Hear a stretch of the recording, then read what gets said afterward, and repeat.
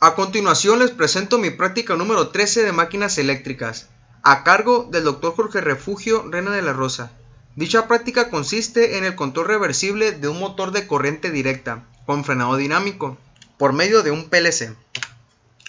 Si suministramos corriente directa a la bobina de los contactos F del contactor F, los contactos normalmente abiertos F tenderán a cerrarse y el motor girará en sentido de las manecillas del reloj.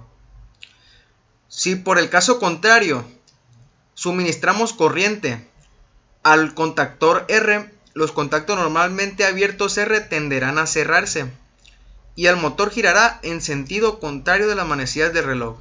Hay que tener en cuenta que tanto los contactos R como los contactos F no deben entrar al mismo tiempo, por lo cual debemos de proteger nuestro circuito para evitar un cortocircuito.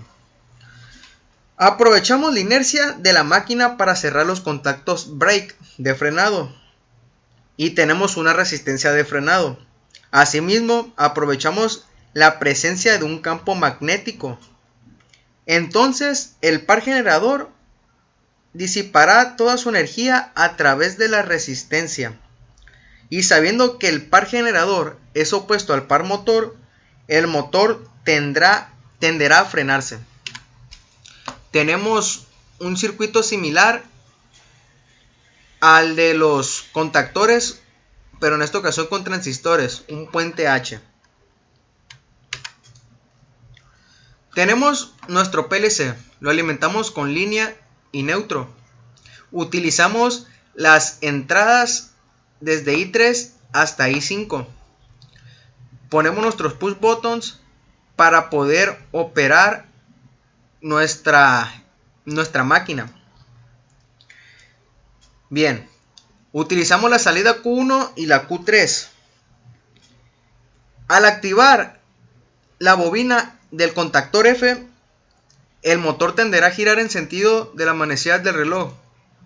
Y al energizar la bobina del contactor R, el motor tenderá a girar en sentido contrario a las manecillas del reloj. Bien, tenemos que por la entrada I3 damos set a la salida Q1, que activa la bobina del contactor F. En este caso tendrá a girar en sentido de las manecillas del reloj. Por I4 activamos la salida Q3, que es la bobina del contactor R. En este caso el motor girará en sentido contrario de las manecillas de reloj. Y por I5 ponemos en reset a Q1 y a Q3. Esto es nuestro circuito de protección para evitar que tanto el contactor F y el contactor R no entren al mismo tiempo. Esto lo podemos explicar de una manera más sencilla con una protección por medio de relevadores, utilizando los contactos normalmente cerrados. Si energizamos, presionamos el push button del contactor F, tenemos que el contacto normalmente cerrado F tenderá a abrirse y así evitaremos un corto. No importa si presionamos el otro push button. Y del lado similar, si presionamos o energizamos la bobina del contactor R, del relevador R, tenemos que nuestra máquina de corriente directa da un suministro de hasta 180 volts a 14 amperes y gira a una velocidad de 1750 revoluciones por minuto. Tenemos aquí nuestro PLC y nuestros contactores, teniendo en cuenta que el contactor naranja es el contactor F y el contactor azul es el contactor R.